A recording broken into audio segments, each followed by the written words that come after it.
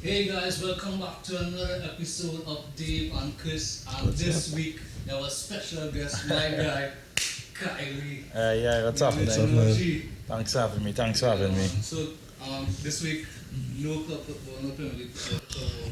Unfortunately. Unfortunately. And the boring international break.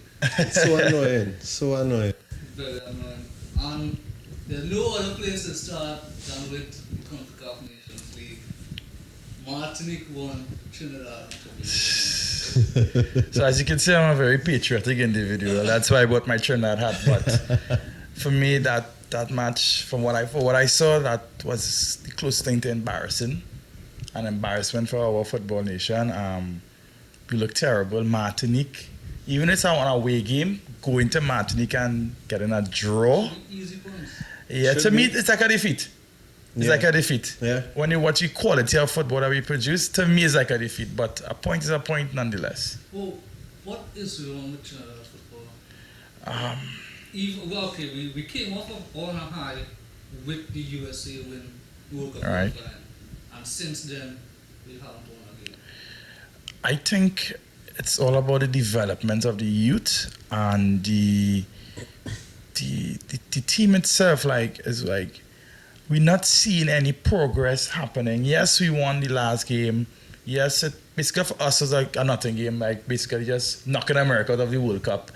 But from them, we didn't really see anything like happening in terms of our youth development going forward. And we have a lot of promising footballers in Trinidad and Tobago. But why are we not seeing them integrated into the team and mixed into the team? And something has to be done. Somebody needs to be accountable for this. On that note of youth development, the TTFA last year scrapped all plans to send Trinidad to Olympic qualifying, and that is what is wrong. We have no foundation. Yeah. But the way what you were saying though, I think the style we playing right now is Style? Well, I should say lack of style. I would say we're going further back in like World Cup timings when we went under Ben Hacker, right? Right. That's the first time in Trinidad's football in history, I would say, other than like the Soca Wars. I can't remember. Back in the day, right? Strikes, We right. actually had a style. I see. I know when this game come up, what we going out to do, what we trying to achieve now. Now it's just like hope and hit and hope. So do you think, see that you made reference to the Soca Warriors in terms of that period, 2006, when we had Ben Acker.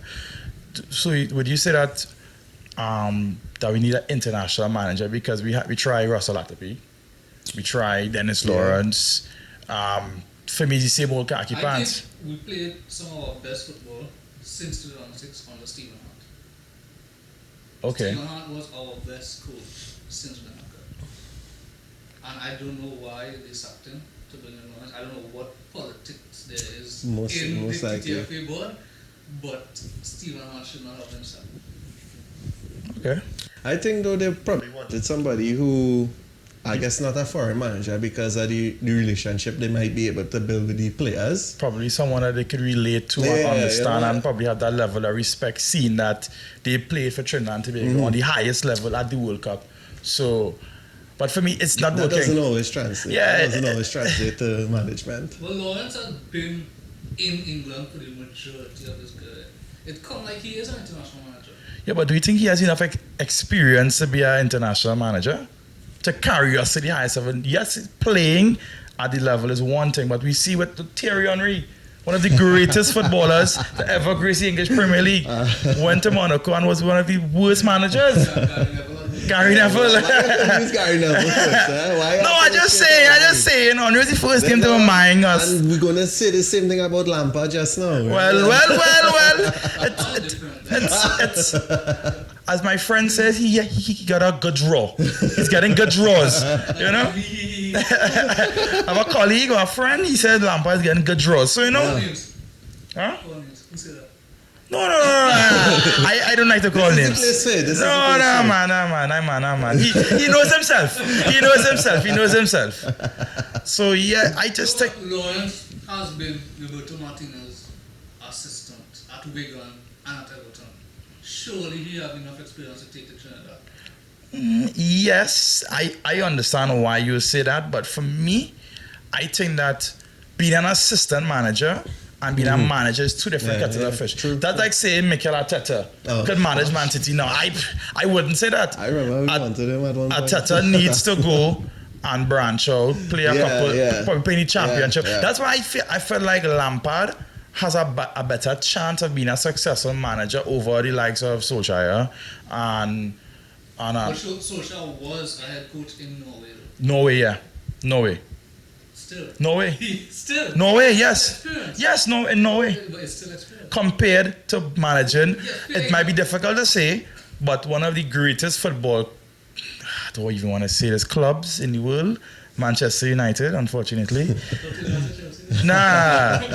But it's taking that step from Norway to Manchester United is a different kettle of fish, a different ball game. So I think that these managers need to transition before they take on, although the wider football world, Trinidad Tobago might not be the biggest footballing step, but as a Trinidadian supporter and a Trinidadian bred national, I want my team to play in the highest level of football. To be fair though, I think we expectations is to at least beat Martinique. Yeah. Oh gosh. For a Trinidad supporter. Yeah, it's like I didn't even know Martinique had a football team. Like, I was surprised. I was glad. No offense to the Martinique. No offense, yes, to my fellow brothers and sisters of Martinique. I just didn't know. You didn't know. Watching this tournament is like a fun fact for me. I got a fun fact, and I didn't know Martinique just play football. I know Martinique for nice beaches, food. We did get really lucky in that game.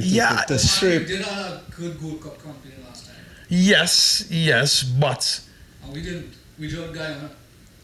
So that's what I'm saying. That level of our football now reaching the point where we before we start saying, okay, we have to beat Honduras, Costa Rica. If we get a result against Mexico, if we get a result against them.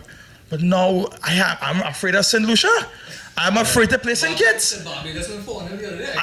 I am afraid to play these countries.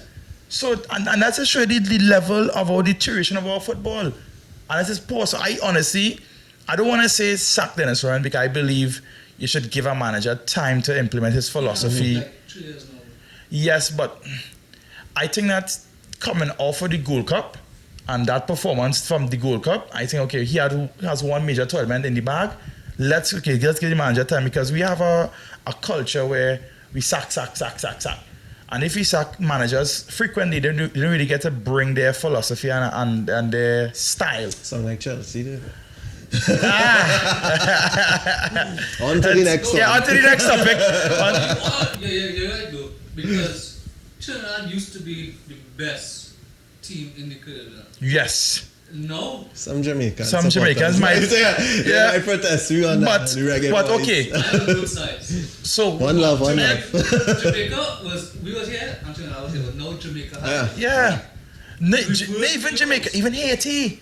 Haiti is like, for me, I really want him to get enough time because I didn't remember you have different generations of players because you don't want a manager coming in 1 year, have one tournament and then get fired. You want him to be say, okay, this group of players here who end up pick up their career who are 23, 24, 25, I want to say I could work with them, develop them so that I could say, okay, well, the next tournament we're going into is the World Cup in Qatar. You understand? So that he has a plan. Hope that the TTFA has a plan.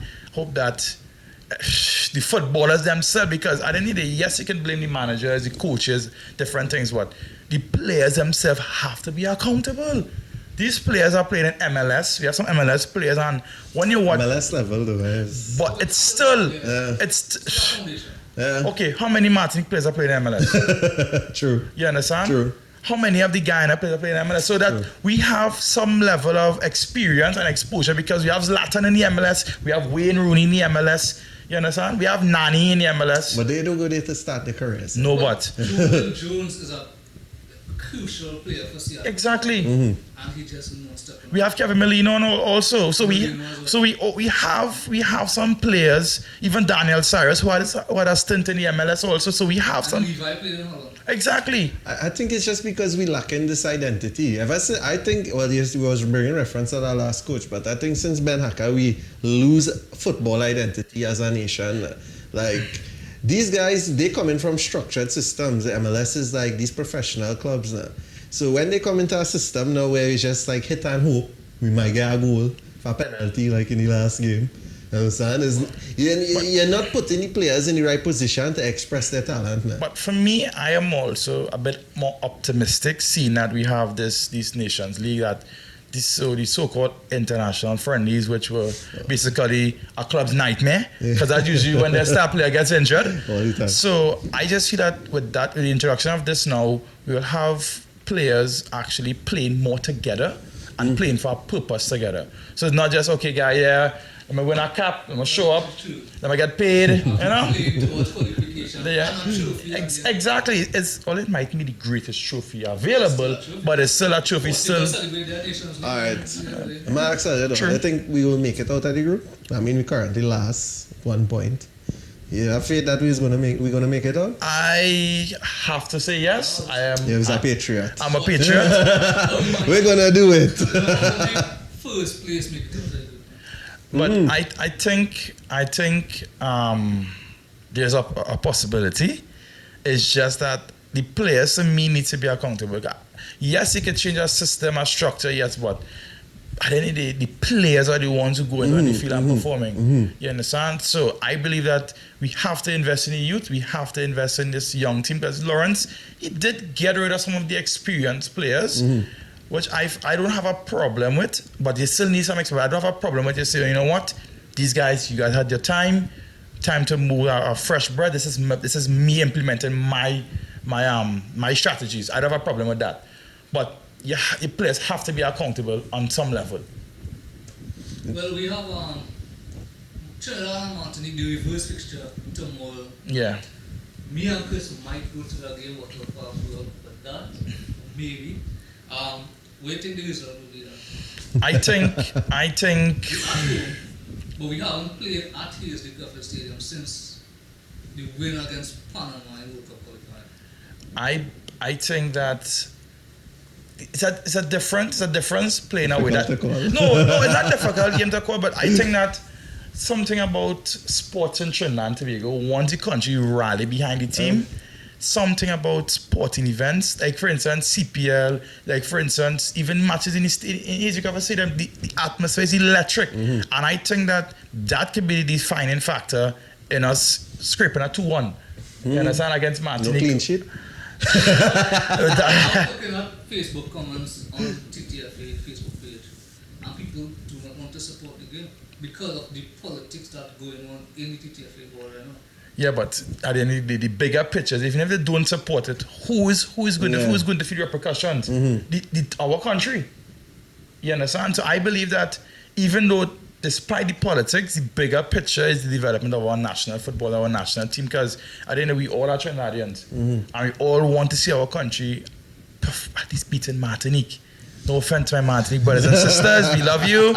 We love you for your fantastic beaches. Your fantastic beaches, but talking football, we supposed to. I would like to see Trinidad and Tobago rally around our footballs and come out and give the guys a support, because the 12th man is one of the most crucial factors in a footballing match. So you understand? So we need to get behind our players and come out and give them our support. I say 2-1. I want to be a little more hopeful in a sense that we might make a clean sheet. I mean, we home. I would say Martinique probably just had that bounce because them was at home, but I would think we's a much better team. I'll go 1-0. 1-0. We just need the points. I definitely go and give Trinidad a lot of credit. Maybe more than they deserve. I go with Trinidad. Wow. You're putting money on that? Oh. Bookies would love you, boy. Bookies would love you. We at home. I hope so, especially if we go to the game, you'll get to see a lot of goals. You know? I would hope so. So let's switch to Europe. Euro qualifiers. Yeah. Germany, Netherlands. Fantastic game for the neutral. Fantastic game for the neutral. For me, Germany, I think that this is the worst I've ever seen a German team since I know myself. I've been growing up. My dad backs Germany. Always tell me, don't ever write off the Germans. They're going to reach a semi-final. They're going to just reach the semi-finals all the time, every tournament. And watching this game, and watching Holland, and watching the way that Holland basically bossed the game, like they do. It was like this is Germany's second team, or I was like watching the defense, like these guys are looking slow. They're looking like they're not looking like the average German, well organized, well structured, well oiled. You understand? Machine that the Germans are known to be. So for the neutral, it's a fantastic game. I saw 6 goals. But for Germany, I think that something drastically needs to be done. But I have to say, Netherlands have to take a lot of credit though. They really impressing me in recent times, I must say. In terms of all the European countries, especially considering where they came from, I didn't think they went to the last World Cup. And to see the way this country is performing now, I have to give them credit. Like they really, they really they turned that around so quickly. Yeah, I have to give them credit. For me, I think a lot of the Netherlands recent resurgence has to do with Van Dijk and De Ligt. For me in particular, because going forward, Memphis is tremendous for when he puts on his national colors. Club football, a different story. But I have to say it's that developing partnership between Van Dijk and De Ligt for the future. I think that is what, and they're having players like De Jong in front and Wijnaldum in front of them. Yeah, they are producing, and they always done. They produce Ibrahimovic, a lot of stars. Ajax in particular. So it's like Ajax has always been that team to produce. Ajax. Yeah, they are a very good business team. They sell all their players and they make a lot of money. So they have a talent factory, don't they? Exactly. Yeah, it's a talent factory. Must over the years. I think it's their philosophy there, though. This total football philosophy. Cruyff. I think that's still prominent. It was Mr. It was, only until they recently. Feeling. Yeah.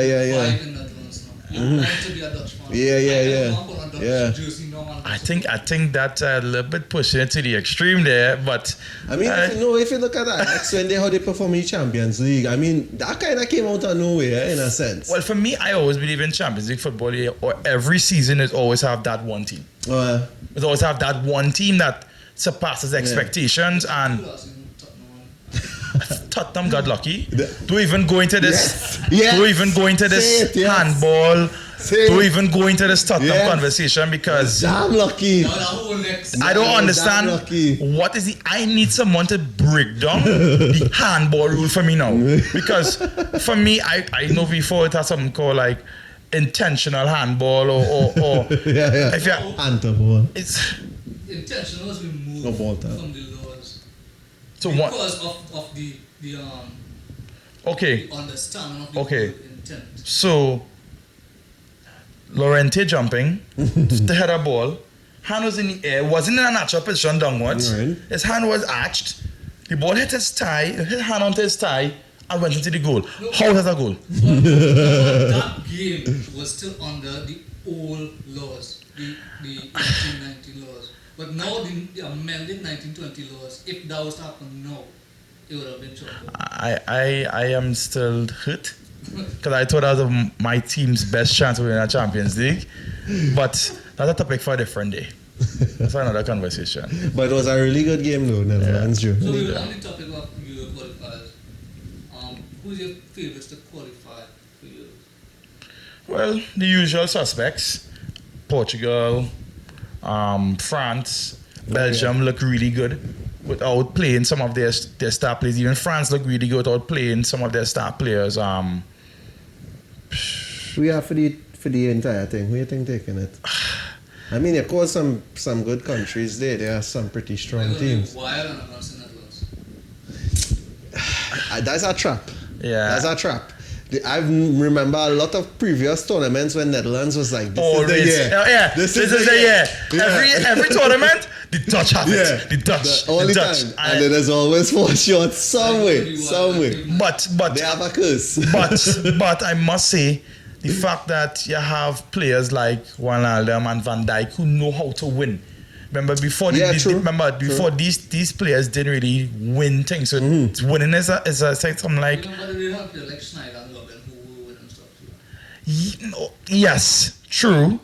But some there's an aura they never really translate that experience to the national team. They never used to bring it across. And for me, the Dutch before was always we have a good team, but we depend on the superstars. Yeah. Now when you're watching them play, it's like they're like a collective unit. Definitely.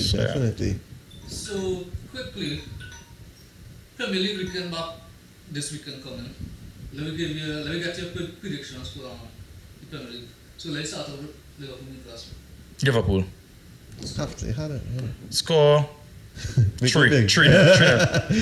3-0. Can't. It's Liverpool. It's Liverpool, yeah. It's Liverpool. Brighton Burnley.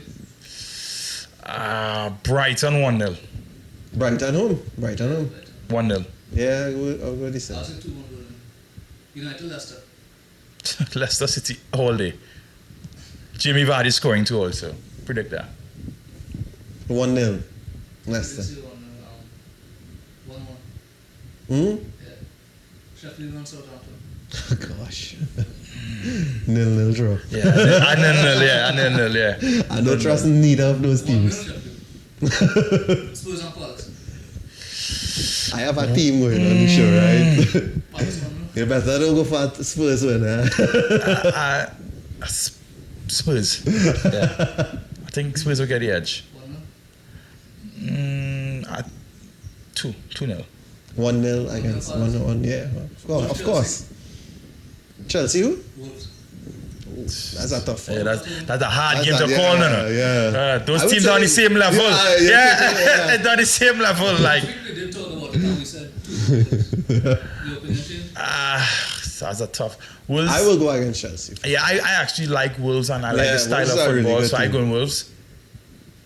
Norwich and City. And Chelsea can't defend. No. Chelsea can't defend. So that game should have goals. Yeah. Hopefully Abraham scores and hopefully, yeah. 2-1 Wolves, I said. I say 2-2. Wolves Chelsea 2-2. City. Oh, come on. That's a beating. 4-0 City. I think 3-0. Aguero, and I'll bring some Aguero. I see I giving your team more props there. No, well, 4. you don't have to get them props. You know what's going to happen. 1-0 Everton. Everton. Watford Arsenal. Watford recently sacked their really manager, bogey team. and I think Arsenal going That's a forward. bogey team. That's one of the bogey teams. I think Arsenal going forward is one of the best in the league going forward. They just can't defend, so I will give Arsenal.